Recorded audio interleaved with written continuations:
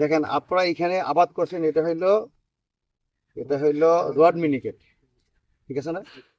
আর এটা হইলো বিরিধান 93। এখন আপনারা বলেন যে এই দুইটা ধানের ভিতরে ছড়ায় দেখেন, ছড়াও 92, ছড়ার সাইজ বড়।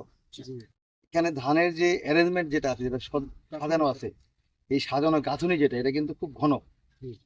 আর এইখানে দেখেন, এখানে ছড়াও ছোট, গাঁথুনিটাও পাতলা। ছড়াতে ধানের সংখ্যাও কম, তাই না? এইখানেও দুইটা ছড়া, আপনি একটা ছড়া ধরেন, এখানে একটা ছড়া ধরেন। যদি আমরা একটা ছড়া ধরি, তাহলে এর সে প্রায় 3/2 ধান বেশি আছে এখানে, তাই তো?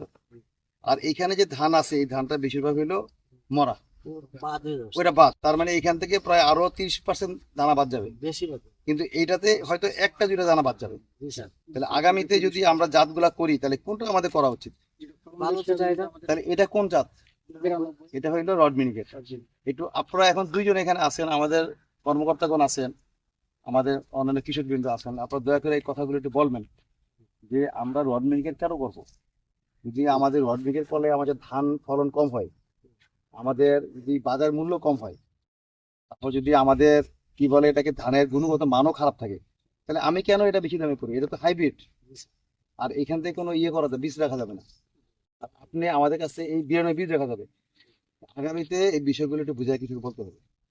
আমরাও বলবো, আপনারা বলবেন, যখন দুইজনই বলবো আমরা, তখন কৃষক শুনবে এটা, ঠিক আছে না? শুধু শুধু বেশি দামে বীজ কিনা কি লাভ হইলে গিয়ে আমার কোনো লাভ হয়নি আমার। তাহলে আমরা জাত করবো কি 92 জাত। ওই রড মিনিকেট নামে এই যে সকল অন্য দেশ থেকে জাতগুলো আসে, সেগুলো আমরা এদের সাথে খাপ খাই না। এটা আমাদের আবহাওয়া, ওদের আবহাওয়া তো এক না। দেখা গেলো এই রড মিনিকেট যেখানে ওরা করে সেখানে শীত বেশি, আর আমার এখানে যখন ধানটা পাকে তখন গরম চলে আসে। তাহলে আমার এখানে এই ধানটা হবে না, এই জিনিসটা বুঝতে হবে আমাদের। এটা ঠিক আছে না? আচ্ছা, তো সবাই ভালো থাকেন।